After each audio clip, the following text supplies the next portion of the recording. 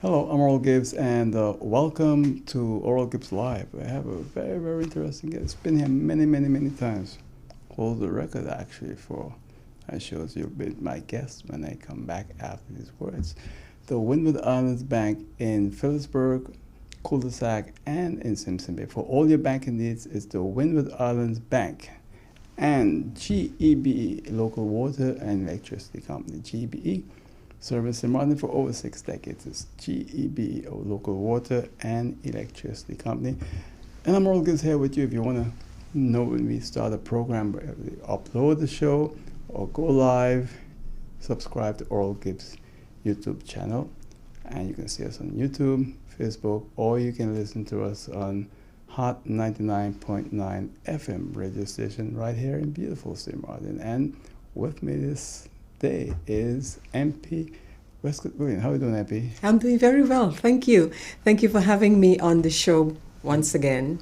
It's good to have you in the program. For those who don't know, you was the first Prime Minister of St. Martin. Yeah, that's right. And it's quite interesting because St. Martin is now a teenager. Yeah, we could look at it that way indeed. Yeah. Yes. And a teenager because, 13 years now? I think 13, 20, yeah, so we're in 13 years. Yeah, going into 13 for sure. Going into 13 years, that's right. And I think I've asked you this so many times now, but now when you look back, because the whole process started before that, and I think the agreement was reached in 1996, right? Somewhere there, November 1996, was it? Actually, we had the referendum in 2000. A lot of negativity in terms of St. Martin getting the current status. At the time, you would recall, the Dutch government was like, no, not for St. Martin, not for St. Martin. But in 2006, Okay, we did. Yes, exactly. I figured so. Yes. I figured you meant the 2006 agreement, which we called the final conclusions. Right. And that was what I like to call a watershed moment in the entire process of becoming country. And now looking back, sometimes I think unfairly we say, well, it was a big mistake. Sometimes I feel like that myself.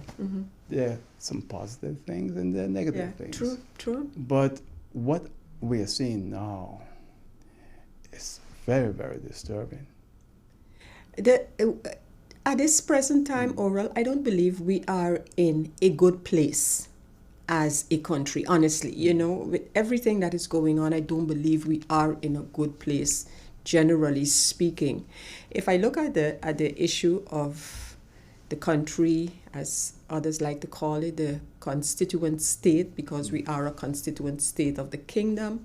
But fact is that in 2010, we assumed a lot of responsibility, things that we were not responsible for before. So the status itself required a lot of maturity in terms of how we would govern our own affairs. And we have fell short of taking up that responsibility and running with it as a responsible government. I'm talking government overall. And I think you're seeing the effects of that today. Today, our governance, so the way this country should be governed, is plagued by a lot of politics, a lot of heavy politics, and all of that at a detriment of the people of St. Martin, and which is unfortunate because there is so much that requires the attention of a government that is there at this moment. And the current government, as much as they would like to blame all kind of occurrences, the pandemic, etc., but at some point, you are there as government and you have to shoulder your responsibilities. But what we see today is, as I said before, a lot of politics. You would nearly say petty politics party politics are affecting the governance of the country. And right now, if we see what has transpired over the last couple of weeks, you ask yourself, what is this government's position going forward for St. Martin? Well, in case you've just joined us, I'm Oral Gibbs. This is Oral Gibbs Live. My guest is the leader of the United Democrat Party, and this is Wescott. She's a member of Parliament, first Prime Minister of St. Martin, and we're here to speak with her. MP, when you look at the government today and Parliament, maybe you can explain this, because a lot of people are saying the government doesn't have the support of Parliament. I know. And that is such a, I can't say a awkward situation, but as a member of Parliament, I myself wonder, what is the status of the government right now? And if we back up for a moment, we had on the, I believe it was the 29th of June, we had a member that left I can't say the coalition, that was not a statement by the member, but MP Duncan at the time, she left the NA faction. She withdrew from the NA faction and became what we call an independent member of Parliament. Now, that discussion on independent members of Parliament is a discussion on its own, but coming back to what happened then, and then I want to say suddenly we saw where it was orchestrated that two other members of Parliament, not forming part of the coalition, that they signed off to the coalition. And I put it like that. I say it in that kind of a manner because just like I guess everybody else, the only proof that I have seen of this signing off is that document that circulated, a very bad document. You couldn't read it well, but that was circulated on the 30th of June. And then, so that was signed off by 8 persons, 6 of the existing coalition and two other members. And the following day, on July 1st, the Prime Minister as well as the leader of the UP party came out and made a statement saying that they were seeking a broader base for the coalition, and they were looking at stability, and they were negotiating with members of Parliament, additional members of Parliament, and they would inform the people. And since then, there was nothing more said about who is actually now supporting the government or not, who is looking at the government actions to say, well, I will support or not, matters when they come to Parliament, because that's also an approach. So for a short period of time, there was actually a minority government. And the question is, do we currently have a majority government, that, a government relying on a majority of Parliament? But again, no further explanation has been given after that statement by the 2 persons who I just mentioned, the Prime Minister and the leader of the UP, so, and then you see matters coming to Parliament, government. I guess what they're doing right now is sort of dodging the critical things, because depending on what comes to Parliament, this whole political situation is going to come to a head. But is it okay for the government to govern without the full support of? Well, and that oral is another interesting question, because it is assumed, politically speaking, it is assumed that the government has a majority backing it until otherwise is shown. you know what I'm saying? Until otherwise is shown. So even if the government had to come with, let's say, a proposal to Parliament, a law, and a majority votes down the law, that doesn't mean necessarily that the government doesn't have support. So it's kind of like up in the air, and the government hasn't come out, or the governing coalition, rather, let me say that, has not come out and stated, well, going forward, we have these 2 additional members of parliament that are supporting us. So in essence, right now, based on that, you would say there are 9 members supporting the current government. But, and you go ahead. But as leader of a party in the opposition, don't you feel you can test them and see whether vote in the confidence? One of the things, one of the ways that I thought that should be done, because many persons do not realize, Oral, that the government hasn't presented any type of concrete plan, especially after this situation around the ending of June, where you would recall that it was stated that the 2 new members of the coalition, so to speak, that they were going to look at the governing program that exists and see if they had anything to say about it. We heard nothing more of that review, so-called, that was to take place. So what is still in place is the governing program assigned by the NA and the UP. But then, for the opening of Parliament, as is required, the governor came and made a presentation. But you can't question the governor when he makes that presentation, but it is made on behalf of the government. So everything that the governor, in our case, the former governor, Dr. Randus Holliday, stated during the opening of Parliament, that is on behalf of the government. So what some other members of Parliament and I did was to ask to have a debate on those statements that have been made on behalf of the government. So for the government to come and explain something to Parliament and see where that will go.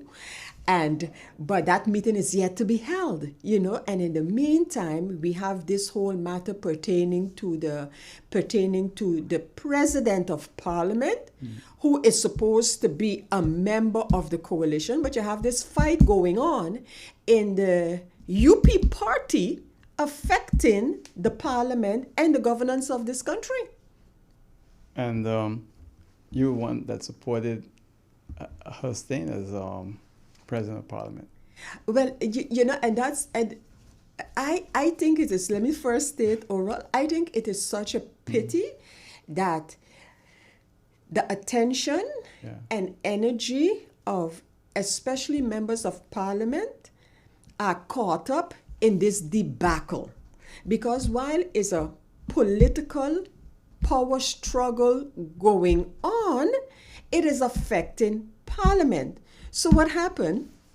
So you had the leader of the UP, supported by other members of the coalition, wanted to add an agenda point. So to basically spring an agenda point on the chair lady on another meeting, which would have been to remove the chair lady. And that process in itself was kind of shaky, and I protested against it to start with. And when the chair lady put it to a vote, should this matter, so her removal, be added to the agenda, a majority voted not to. But in the meantime, what the leader of the update, supported by 7 other members, so in total 8 members, sent in a request, an official request to Parliament to have a meeting in which now, again, the agenda, the topic on the agenda is to thank the chair lady of Parliament for her services and relieve her of her duties. Now, this letter with the same agenda point and the same purpose is on the agenda because the chair lady had no alternative but to put it on the agenda because it's an official request coming from members of Parliament. And this is now on the agenda again for this Thursday. So it hasn't stopped. Whatever is causing this drive to remove MP Grisha Heiliger Martin from the position, it has not stopped. That drive has not stopped. And while it might be something of the up party, it might be the result of something going on in the up party, the NA is also party to wanting that member of the coalition removed from the position. And some argue that, but becoming president of parliament is part of the political negotiations that take place, which is true. And in this particular case, that position was allocated to the UP party for them to fill it. But the thing is, once elected, a president of parliament need to follow certain procedures and rules and whatever else have you. So to create a public spat about the president of parliament leaning on the side of the opposition in scheduling meetings, and then some even go back to the meeting with that had the motion of no confidence against the Minister of Romy. And I'm like, coalition, for the sake of St. Martin, get your act together. How much time are we going to be spending trying to see who's going to make the next move, and what is, how much time are we going to be spending? Finally, over the weekend, I was informed that we got the amended budget for 2022. Mind you, past the middle of October, and now we're receiving that. But the government in the meantime has been doing all kind of things outside of the budget. What is going to come about when we have that discussion? You see, so there's so many moving parts in this whole play, and I'm saying it is such a pity. This country deserves the undivided attention of those who are in decision-making positions. In other words, the ministers and the members of parliament. But we are confronted with this political, as I call it, power play playing out. Is it true that the sales tax is coming soon? Overall, that is such an issue that is a frustration to me and to several other members of parliament. Why is that? And I'll tell you why. The tax reform, which might or might not include something like a sales tax. From my perspective, for sure, for more than a year, I have been in a back and forth with the minister. So, minister, what is your plan? The minister sometimes comes out and he throws out a potential tax. Like, this could be something good. Taxing when people buy goods abroad, for example. The CFT comes out. They throw out other things about taxes. In the meantime, the Minister of Finance is supposed to be working on tax reform, reforming the system. And up until the last time the minister was in Parliament, I'm asking the minister, where are you with this proposal, these proposals for taxes? And what does it include? What does it include? And the minister would answer, in fact, he did it not too long ago, would answer and say that he has this proposal. It includes certain taxes, but he has discussed it with the stakeholders on St. Martin, and now the COM has to approve his proposal, and then it's going to come to Parliament. So after you finish discussing, everybody throw in, then you're going to bring it to Parliament, and bring it to Parliament with what intention? You really expect input from Parliament? But the thing is, understand that the Dutch government is behind it also. They want the sales tax. Well, and that's another such issue, because if we go back to the country package, and we know how that came about, signed off in December 2020, when the government of St. Martin finally agreed to the country package. And the country package includes, amongst other things, reform of the tax system. So in the country package itself, a proposal for the tax reform is mentioned, amongst which a type of value added tax. I mean, that is stated in the country package. And so, but now the government, along with the TWO, which is the precursor for the COHO organization, had to work out this whole proposal that would be a complete reform of the tax system. And I'm saying to the minister, one, so what have you taken over from the country package? Did you take over a value-added tax? What are these elements? And now the minister is saying that he has the proposals from the stakeholders on St. Martin, where tax reform is concerned. But when the parliament, as the representatives of the people, are going to get some insight into what is being proposed, I have no idea. And in the meantime, I'm saying to the minister, I am not too keen, Oral, about these big, beautiful overhauls of our tax system. Because by the time you do all of that and you reach at a point to make the decisions, you might have to tweak it again because circumstances might have changed. So my thing to the minister was, Minister, why don't you deal with some incremental issues in tax reform? Incremental issues that will benefit the economy of St. Martin today. And yes, maybe it would mean that the government would have to shift its focus, the government's focus, supported by the country package on tax reform, is too much about how much money can it bring in for the government of St. Martin. And that should not be your sole fiscal policy. It cannot be. You got to look, Oral, this government is acting as if everything is fine and dandy on St. Martin. I don't know, and I've said it publicly to the ministers, whether they have their ears to the ground as to what is happening. Am I living somewhere else?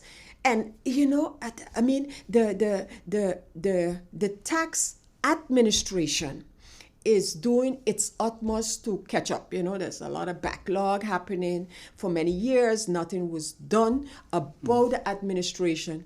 But Oral, going after everybody for taxes that they owed from whenever is having a serious effect on our people, especially the elderly persons who, whether it was husband and wife or husband or, working back whenever, making money, maybe not file taxes, not pay taxes, not pay it all. And now that they're catching up, now these persons are confronted with huge tax bills in a situation where they could hardly make ends meet as is. But in some cases, MP, these persons have been living up to their obligations, actually.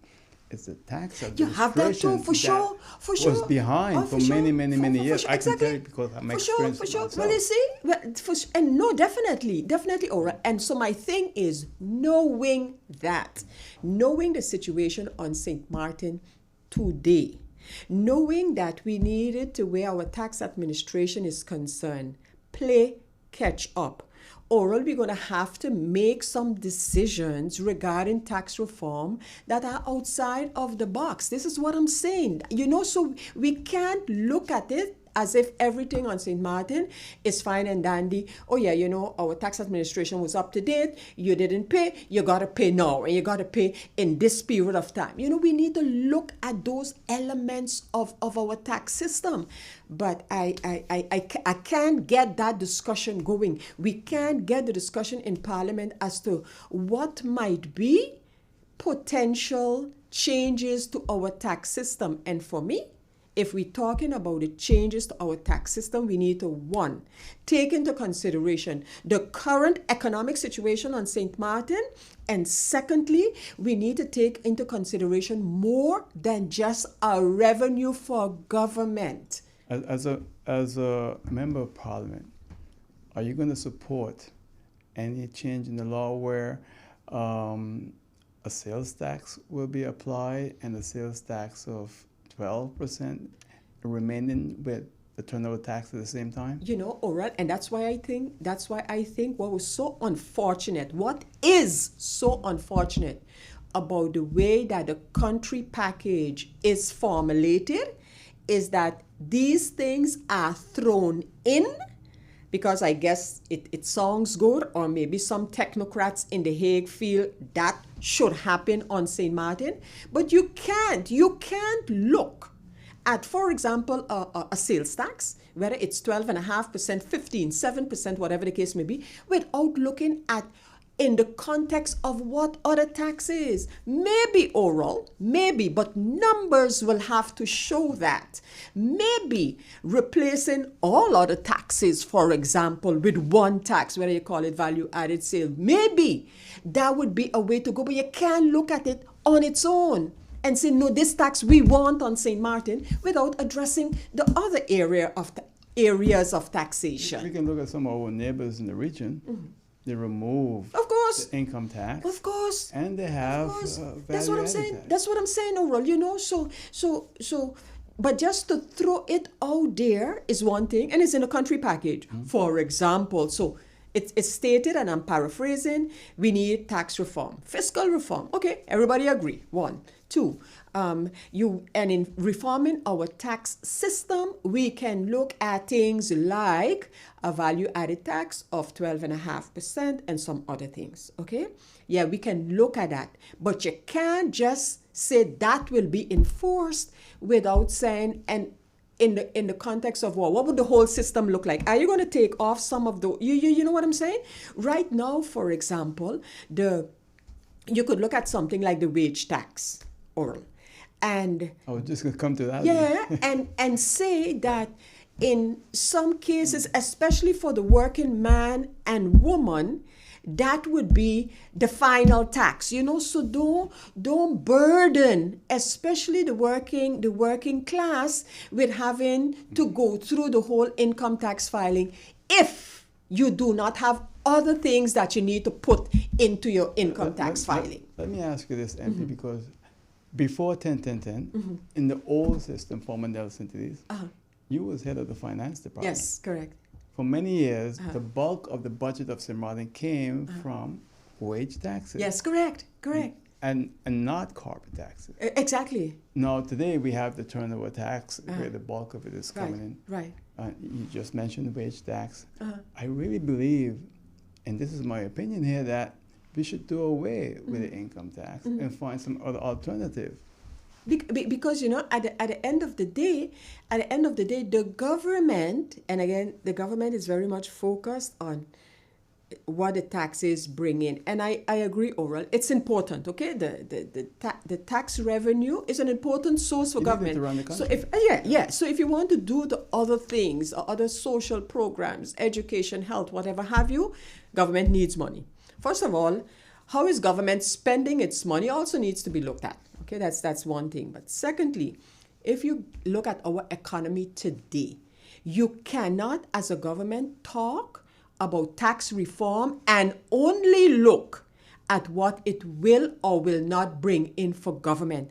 Government has to recognize when to give a little to get more.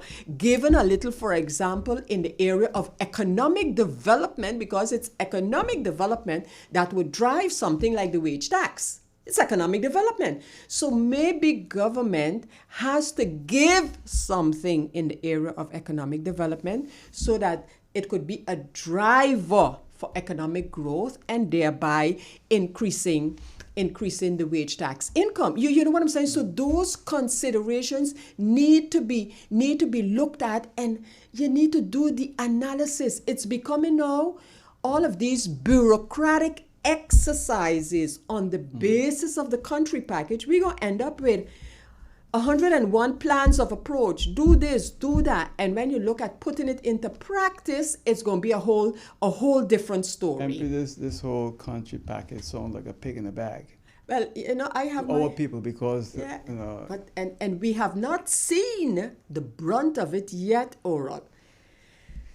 The the Dutch government, and I keep saying, and he's now in the Dutch chamber, but former State Secretary Knaps, where it came to the relationship with these countries over here, was a very special human being, in terms of how he looked at the relationship with these countries. Why you say special? Well, because I mean, the kind of things that he thought it normal to try to get away with. Where would you, in a kingdom of partners, want to enforce the kind of measures that former State Secretary Knaps wanted to enforce? Yes, I know, Oral, the St. Martin government didn't make it any easier for him. So he came down with a sort of a military style, and he's like, yeah, well, this is what it is. But, so coming back to the country package, so the former State Secretary was like, you guys looking for money. Remember, St. Martin was out of the hurricane at the time. You guys looking for money, and but are you going to have to do some reform? No? Or if you just talk, who could say, no, we don't want reform? If you use it generally. The question is, what kind of reform and in what areas? But anyhow, you need reform. So he wanted a plan from St. Martin. At the time, the State Secretary was in negotiations with Aruba and Curacao regarding reform. A couple of years before that, they had signed a whole growth agenda with Curacao, similar to the country package. The only thing is, you didn't have this supervision the way that it is being proposed in the COHO. So they asking St. Martin, where's your package? St. Martin, yeah, we don't think we should sign off, no package, blah, blah, blah, blah, blah, blah. So at the end of the day, remember, St. Martin did not agree with the country package. It's only after the two other countries had agreed, and then St. Martin came up and they say, okay, so in December 2020, they signed the country package, but for many of the areas, it is a copy and paste. So for all the islands, go reform your taxes, go reform your labor market, go reform your this, go reform your that. That's the way the country package reads. So every quarter, they have to give a report as to how they're dealing with these points in it. And because the COHO organization, and I need to stress over, because many persons see the COHO as a vehicle that would have financing for what is in the country package, but that's not the case, That is not the case. The COHO is only supervision when it comes to the country package. There's no guarantee for financing in the COHO. So you're saying St. Martin will have to pay its way? Oh yeah, St. Martin will have, I mean, it's stated clearly that first responsibility for the financing of these whatever projects come out of the country package is St. Martin's own responsibility. So what we're seeing right now is that you have the country package, and what they're doing is a lot of analyses and studies and plans of approach. But at some point, you're going to get, okay, this plan of approach say, do this, do that. And then when the funds are necessary, that's going to be a total different game. Already, like for example, in the 2022 budget, the CFT said, they don't see sufficiently reflected in the budget the execution of the country package.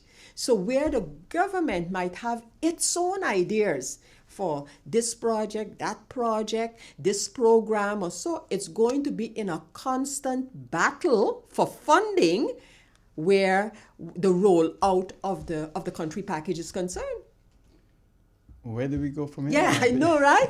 And the other day I stated, and I said, I think, because right now, the government, whether they like it or not, is walking on thin ice, okay?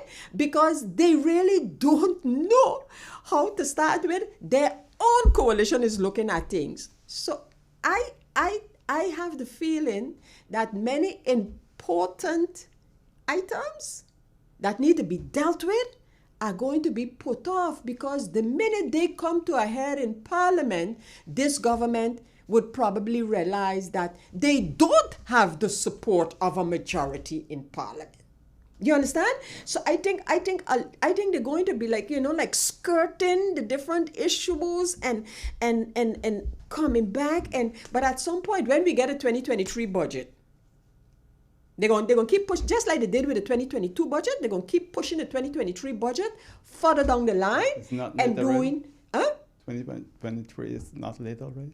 If oh yes, for sure. Oh yes, it is. It definitely is. And we haven't even seen that yet. And they keep telling us, oh no, but we got to deal with 2022. But 2022 is late because of you, And but I think they're threading very carefully, in terms of what they do and what I say.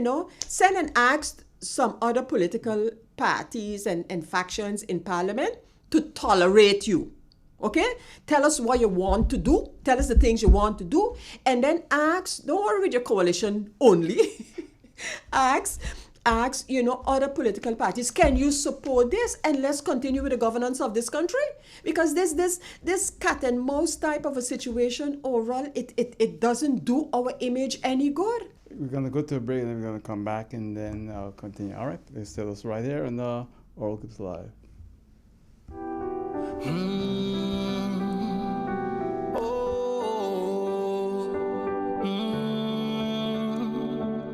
In order to know what you want out of life, you need to observe, listen, and try it yourself. Promises, we can make it.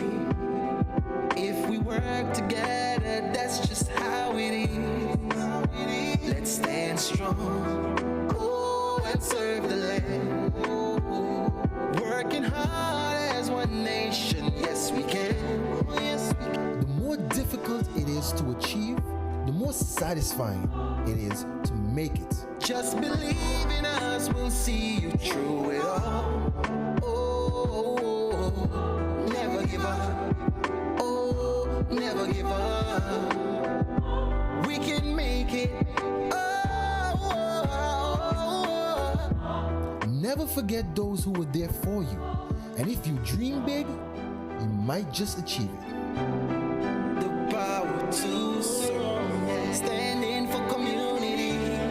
OGB, got the power to serve, the power to serve. We got the energy.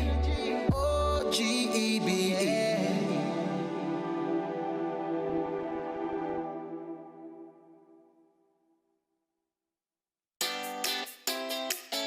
Make use of WIB mobile banking with easy access and direct usage of face recognition,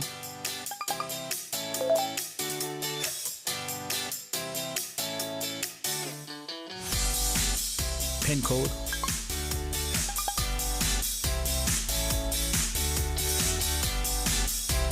or fingerprint. Download WIB mobile banking app and make your transaction from anywhere at any time. For more information, visit wib-bank.net/. Yes, this MP Sarah Wescot-Williams. She's leader of the UD Party, and we're here to speak with her about politics, parliament, government, and a lot of people, especially the business community, is very, very concerned with things that are going right now, MP. That's indeed the case. It's also the kind of feedback that I get. And that is why I said earlier when we were talking about tax reform and such, that I don't know if the government of St. Martin has its ears to the ground in terms of what is really the situation on St. Martin. We talk about the issue of we talk about the social issues we face on St. Martin. You know that going back to these same laws with the cutting and whatever have you, one of the criticisms of the Constitutional Court at the time was that, we don't have data regarding the social component in our society. We have no idea. We talk about poverty, but people are hurting, Oral. People are hurting, businesses are hurting, and so whatever the government do, rather than these little tidbits of doing this or doing that, throwing out numbers only when the numbers look pleasing to them, but not analyzing. Okay, so how does it trickle down? Fine, you tell us you're going to hit the million passenger mark, cruise passenger mark. Okay, so what does that mean for St. Martin? What is the trickle down? Is it really as you would expect it to be?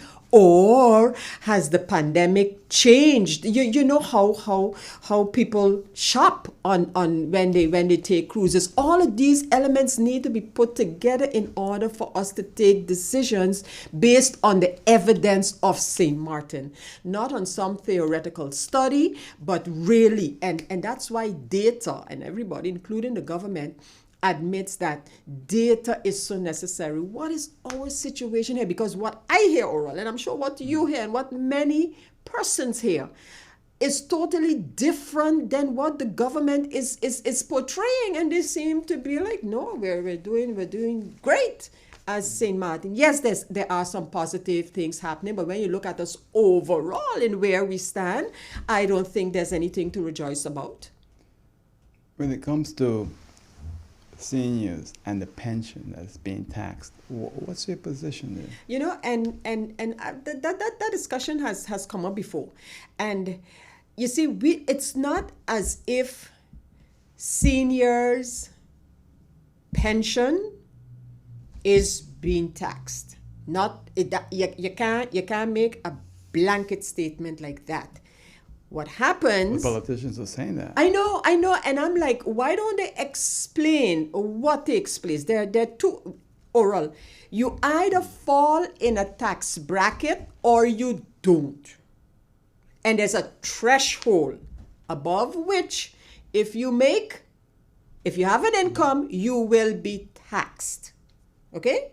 That's the way that operates. So you have a couple of things that take place that makes it difficult for especially the seniors. One, a talk about outstanding taxes. Right. Many of the seniors on St. Martin have a little apartment on rent, a little income here, a little income there. Added to their pension, That's a supplement. Exactly. And this supplementing might put them in a tax bracket. You understand what I'm saying? Or but right now, only the maximum AOV pension, what it is right now, is not over the tax threshold. So if that's all it is, the seniors shouldn't pay taxes. But let me make sure that it's understood. If you have, for example, taxes from before, when you made more and you were falling in a tax bracket, then they would be looking at sometimes taking this out of your pension, and that's hard. That's what we need to be looking at. You understand? Because the tax brackets are there, and where your income falls is what you would pay for taxes. Well, there are not that many seniors that the Parliament of St. Martin can't get together, maybe pass law where they can forgive. And that's exactly the discussion I have been having with the minister. Why? Because no, Oral, if we want to look at that, and I think we should, right? We need to talk outside of the current structure. Why can't we change things? Because our structure, our tax structure is what we call, firstly, it's a progressive tax structure. So the more you make, the more you pay.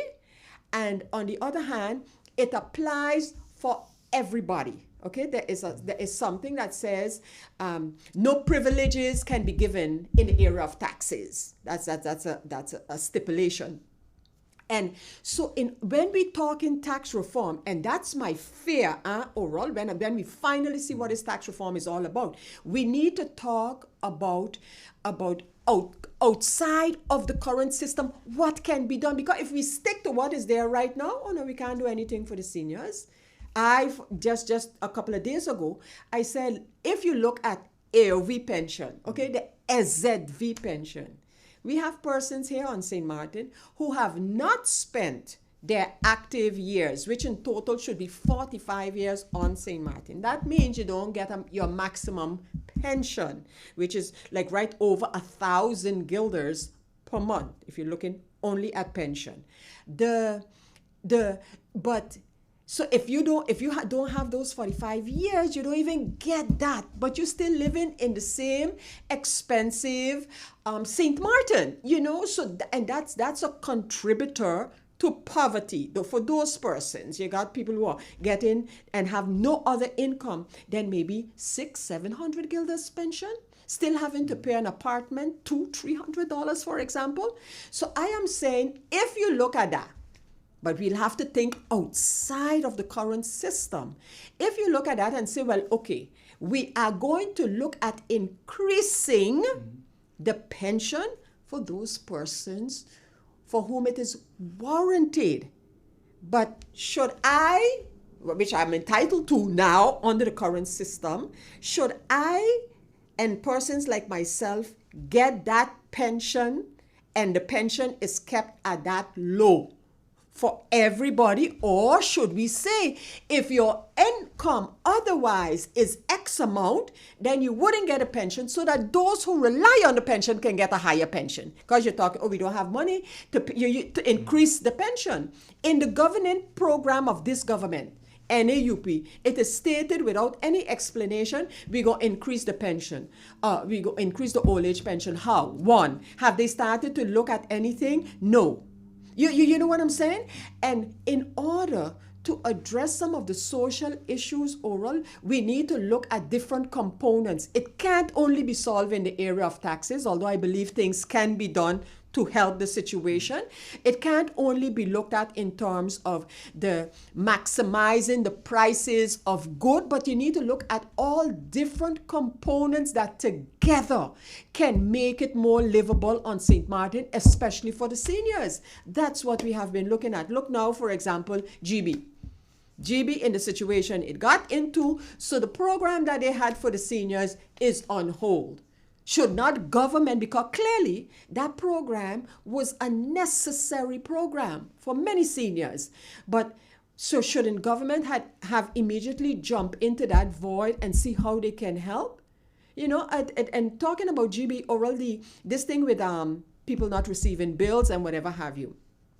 Ideally, one would say you ain't get no bill for March, April, and May. So you should have put aside because you got to pay for your electricity and water, that money for March, April, and May.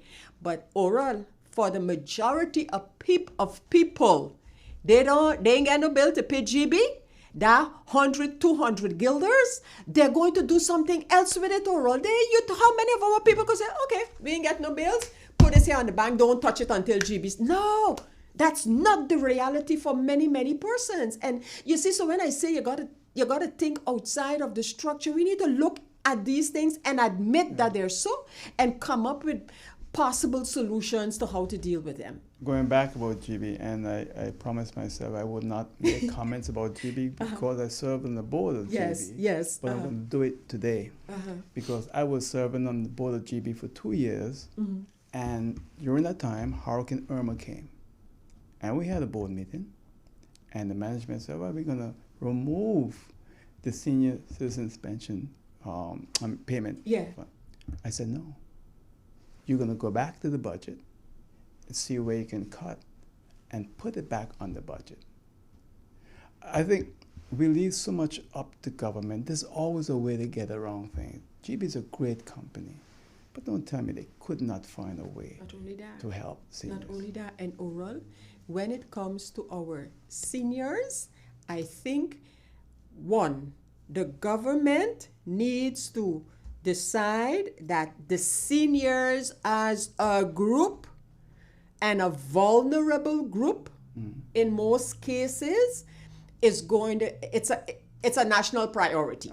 Okay? And when we decide, when that statement is made, that would mean that your government-owned companies, like a GB, for example, forget about the whole hacking that they had, but government, with that philosophy in mind of your seniors needing special attention, okay, GB, you don't have the money. How come? And then the government, the shareholder, should be able to say, as you just indicated, okay, take it from here, because it's important in caring for our seniors that this discount is given to many of them. It's not all oral, and it's good that our society also have the citizens who would not rely on that, Right. but there are a great amount of persons that do. Another thing, MP, TLM is getting off scot-free in this whole thing. I believe it's time for TLM now to also play their part for seniors. I agree, Oral, 100%. I think, and especially government-owned companies, Oral, it has to be part of a policy. Right now, I don't know if you heard when Parliament opened this year, Parliament said it's the emphasis for Parliament is going to be on the elderly. And I'm now saying to Parliament, I know we don't have executionary powers. We're not the administrators. We're not the executive branch. But if as Parliament we make that declaration, then we need something to show for it. Call the government in every time, over and over again. So what are you doing for the seniors? Okay, GB can't. You understand what I'm saying, Oral? Because, it sounds good. The seniors are our priorities. They contributed to the country and thing. But what are you doing for them? And again, what are you doing for those who are vulnerable? Well, MP, I see you wearing a pink shirt for the month of October. Yes, Breast Cancer Month. yes, indeed. Your mother was a survivor of That's breast right. That's right. For many years. And this week, of course, starting today, Parliament is observing Breast Cancer Week, and we are going to be remembering and encouraging the population to remember those who have survived and those who are fighting breast cancer at this moment. Because, Oral, the more that we talk about it and let women know breast cancer is not a death sentence, especially if you catch it in time. But in order to catch in time, you need to screen, you need to check, you need to, so Parliament is observing that this week. And your mother lived for many years after. Many years after. Yes, many years after.